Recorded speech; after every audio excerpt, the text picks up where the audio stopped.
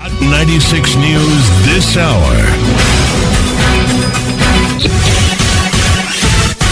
The Hot 96 News now with Teddy Otieno. Well, now, Kenya is among nations that are actively participating in the Autism Awareness Week.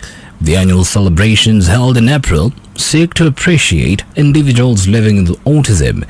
A reporter, Dama Mudhui, spoke to a parent with autistic children and found the following report. Children living with autism condition require specialized treatment, as Sylvia Moramo Chabo tells us 2 of her children are autistic.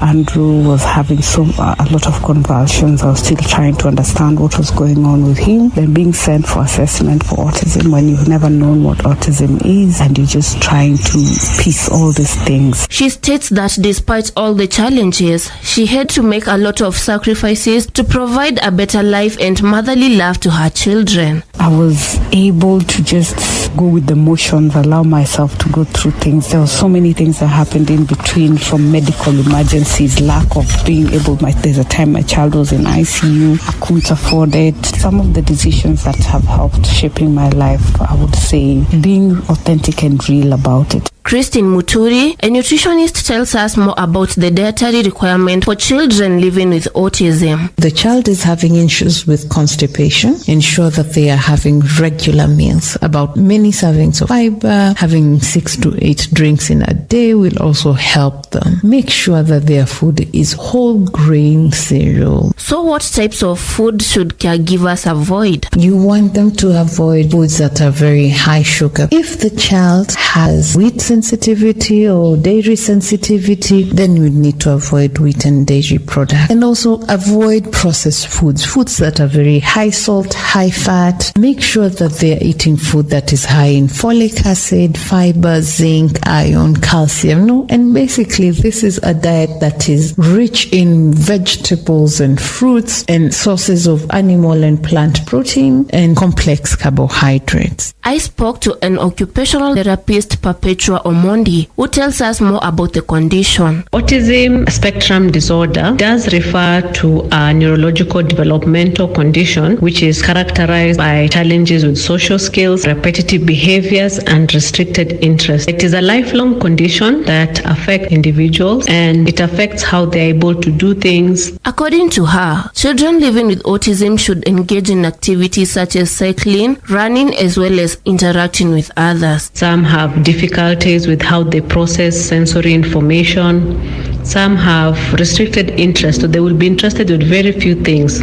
Despite the diverse challenges faced by individuals living with autism, Perpetua has a special message to the public. Autistic individuals do have also strengths. Some have very good memory. Some have giftedness in terms of talents.